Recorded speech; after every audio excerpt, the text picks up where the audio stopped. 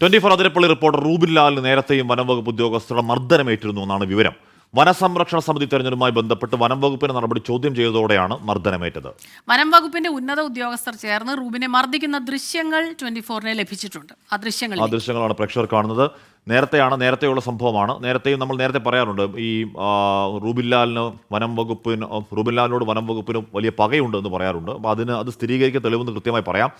സൂരജ് ഒരിക്കൽ കൂടി ചേരുന്നു. സൂരജ്, ഇതൊന്നും അല്ല എന്ന് പറഞ്ഞാൽ എന്താണ്, പരിക്കേറ്റ് കിടന്ന കാട്ടുപന്നിയുടെ ഫോട്ടോ എടുക്കാൻ പോയതൊന്നുമല്ല. അതിന് കാലാകാലങ്ങളിലായുള്ള റൂബിനോടുള്ള പക ആ ഒരു സംഭവം നിമിത്തമാക്കിയിട്ട് തീർത്തു എന്ന് നമ്മൾ പറഞ്ഞതാണ്. അതിനെ സ്ഥിരീകരിക്കുന്ന തെളിവാണത്, അല്ലേ? തീർച്ചയായും ഹാഷ്മി സ്മിത, വനം കൊള്ളയ്ക്ക് കൂട്ടുനിൽക്കുന്നില്ല എന്നുള്ളതാണ് റൂബിൻ ചെയ്ത ഒരേ ഒരു തെറ്റ്.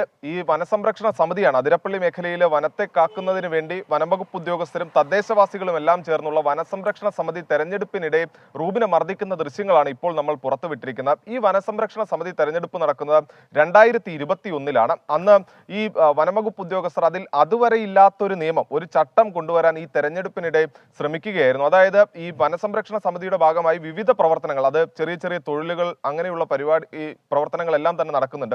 ഈ തൊഴിലുകളെല്ലാം നൽകുന്നത് ഈ ആദിവാസി വിഭാഗത്തിൽപ്പെട്ട ഊരുകളിൽ കഴിയുന്ന ആളുകൾക്കാണ്. അപ്പോൾ ഈ തെരഞ്ഞെടുപ്പിന്റെ സമയത്ത്, അതായത് ഈ തെരഞ്ഞെടുപ്പിന് വോട്ട് ചെയ്യുന്ന അതിരപ്പള്ളി മേഖലയിലെ വിവിധ വീടുകളിലുള്ള ആളുകളാണ്. എല്ലാവർക്കും ജനാധിപത്യപരമായി വോട്ട് ചെയ്ത് ഭരണസമിതിയെ തെരഞ്ഞെടുക്കാനുള്ള അവകാശമുണ്ട്.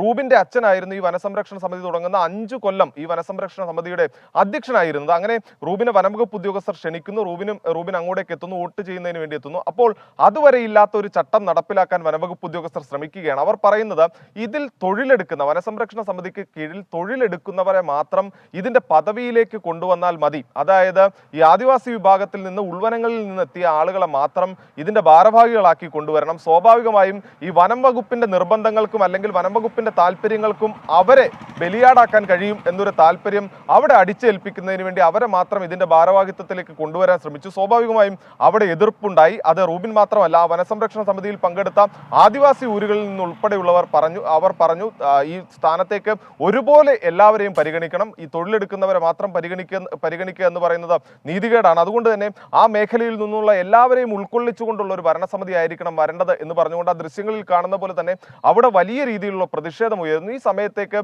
വേദിയിലെത്തി സംസാരിക്കാൻ വേണ്ടി വരുന്ന റൂബിനെയാണ് ഈ വനംവകുപ്പ് ഉദ്യോഗസ്ഥർ ആ വേദിക്ക് മുകളിൽ വെച്ച് പിടിച്ചു മാറ്റിക്കൊണ്ടുപോയി കയ്യേറ്റം ചെയ്യുന്ന. ആ സമയത്ത് റൂബിന്റെ കഴുത്തിന് പരിക്കേറ്റിട്ടുണ്ട്. അതിന്റെ പരിക്കിനെ തുടർന്ന് ഇപ്പോഴും റൂബിന് ഇയർ ബാലൻസ് ഉൾപ്പെടെ നഷ്ടമായിരിക്കുന്ന സാഹചര്യമുണ്ട്. പക്ഷേ അന്ന് റൂബിൻ അത് ഗൗരവത്തിൽ എടുക്കുന്നില്ല, വീട്ടിലേക്ക് മടങ്ങുന്നു. വ്യക്തമാണ്. എന്നിട്ട് അവിടെ പ്രസംഗിക്കാമെന്ന് റൂബിനെ പിടിച്ചുകൊണ്ടുപോയി മൂലക്കിട്ട് ഇടിക്കുന്നു. എന്നിട്ട് റൂബിനെതിരെ കേസെടുക്കുന്നു. അപ്പൊ ഈ കള്ളക്കേസെടുക്കി ഇവരുടെ സ്ഥിരം പണിയാട്ടോ സൂരജ്. തീർച്ചയായും കാശ്മീർ റൂബിൻ റേഞ്ചറെ കയ്യേറ്റം ചെയ്തു. ആ ദൃശ്യങ്ങളിൽ റൂബിൻ ആരെ കയ്യേറ്റം ചെയ്യുന്നു എന്നുള്ളതാണ് വ്യക്തമാണ്. റൂബിൻ റേഞ്ചറെ മർദ്ദിച്ചു എന്ന് പറഞ്ഞാണ് പരാതി കൊടുക്കുന്നത്. ആ പരാതിയിൽ കേസെടുക്കുന്നു, ജാമ്യമില്ലാ വകുപ്പ് പ്രകാരം കേസെടുക്കുന്നു. പിന്നീട് റൂബിന് ജില്ലാ കോടതി ജാമ്യം അനുവദിക്കുകയും ചെയ്തു. പക്ഷേ അന്ന് ആ ബെയിൽ കണ്ടീഷനിൽ പറഞ്ഞത് സമാനമായ ഒരു കുറ്റകൃത്യം ആവർത്തിക്കരുത് എന്നുള്ളതാണ്. അത് തുടർന്ന് കാട്ടുപന്നിയുടെ ദൃശ്യങ്ങൾ പകർത്താൻ, അതായത് വഴിയരികിൽ വണ്ടി ഇടിച്ചു കിടന്ന കാട്ടുപന്നി, അത് ഒരിക്കലും ഉൾവനത്തിൽ പോകില്ല എന്നുള്ള പ്രായോഗിക ബുദ്ധിയാണ്. കാരണം റോട്ടിൽ വെച്ച് വണ്ടി ഇടിക്കുന്നു. ആ കാട്ടുപന്നിയുടെ ദൃശ്യങ്ങൾ പകർത്താൻ പോയ റൂബിനാണ് ഈ കൃത്യനിർവഹണം തടസ്സപ്പെടുത്തി ഉൾവനത്തിൽ അതിക്രമിച്ചു കയറി എന്ന പേരിൽ കള്ളപ്പരാതി ഉണ്ടാക്കി ജയിലിലടക്കുന്നത്. മുൻ പരാതി ഉൾപ്പെടെ എടുത്തുകൊണ്ട്, അല്ലെങ്കിൽ അതിലെ ബെയിൽ കണ്ടീഷൻ ഉൾപ്പെടെ എടുത്തുകൊണ്ടാണ് ഈ റൂബിനെ ജയിലിലടക്കുന്നതിനുള്ള നടപടി ഉണ്ടായത്. എന്തായാലും റൂബിനോട് കടുത്ത പകയുണ്ടായിരുന്നു. റൂബിനെതിരെ നേരത്തെയും കള്ളക്കേസുകൾ ഉണ്ടായിരുന്നു എന്ന് തെളിയിക്കുന്ന നിർണായക ദൃശ്യങ്ങളാണ് ഇപ്പോൾ പുറത്തു വന്നിരിക്കുന്നത്. ഹാഷ്മി സ്മിത. ഓക്കെ, സൂരജ് സജിയാണ് ആ വാർത്തയുടെ വിവരങ്ങൾ നൽകിയത്. നമ്മൾ നേരത്തെ പറയുന്നതാണ്, റൂബിൻ ലാലിന് വനംവകുപ്പിനോട് തീർത്താൽ തീരാത്ത വലിയ ദേഷ്യമുണ്ട്. അത് വനംവകുപ്പിൻ്റെ അത്തരം നടപടികൾക്കെതിരെ നട്ടലുയർത്തി സംസാരിക്കുന്ന ഒരു മാധ്യമപ്രവർത്തനം, ഒരു ആക്ടിവിസ്റ്റ് ലൈൻ എന്നുള്ളത് കൊണ്ടുകൂടിയാണ്. അപ്പോൾ അതൊരിക്കൽ കൂടി തെളിയാണ്. ദൃശ്യങ്ങൾ തീർച്ചയായിട്ടും സത്യം പറയുമല്ലോ, മറ്റൊന്നും അതിനകത്ത് ചേർക്കാൻ പറ്റില്ല.